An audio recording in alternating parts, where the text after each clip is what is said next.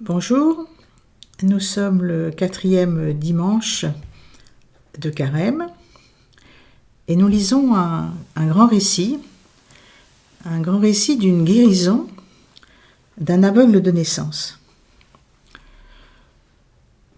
Mais en fait, cet évangile est important pour nous parce que d'abord, il va nous parler d'un aveuglement qui peut être bien pire que celui d'être aveugle des yeux.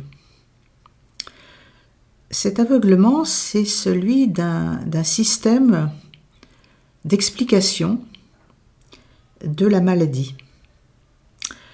En effet, au début de ce texte, les disciples de Jésus lui posent une question. Ils lui demandent, mais cet aveugle de naissance, pour qu'il soit aveugle de naissance, qui a péché? Est-ce que c'est lui, curieux d'ailleurs, ou est-ce que c'est ses parents? Donc ça veut dire que dans l'esprit des disciples, la maladie avait une raison. Si on est malade, c'est qu'on est pécheur. Si on est malade, c'est qu'on a commis des fautes. Donc c'est un système religieux d'explication de la maladie. C'est en fait, la maladie, c'est une punition de Dieu.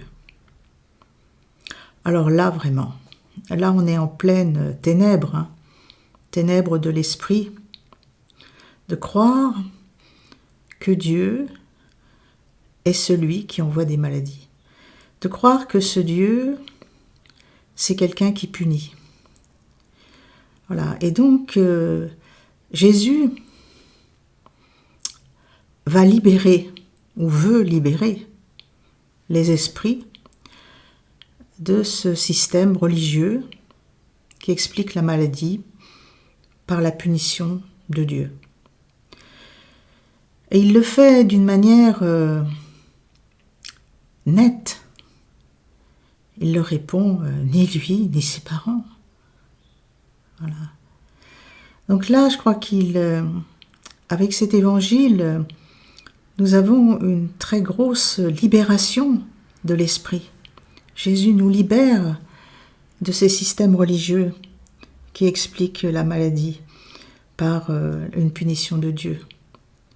Et on n'est pas indemne de cette conception encore.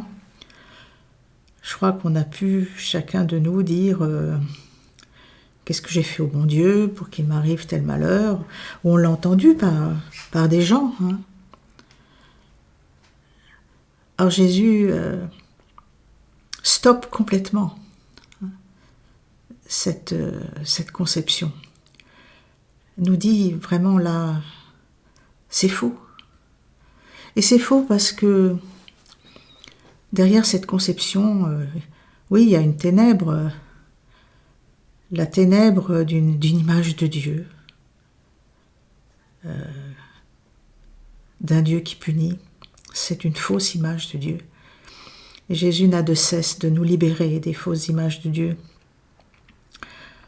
Voilà, pendant ce temps de carême, laissons-nous libérer par Jésus de ces fausses images, parce que pour Jésus, la seule chose que Dieu veut, c'est que nous soyons vivants, que nous vivions, que nous soyons heureux.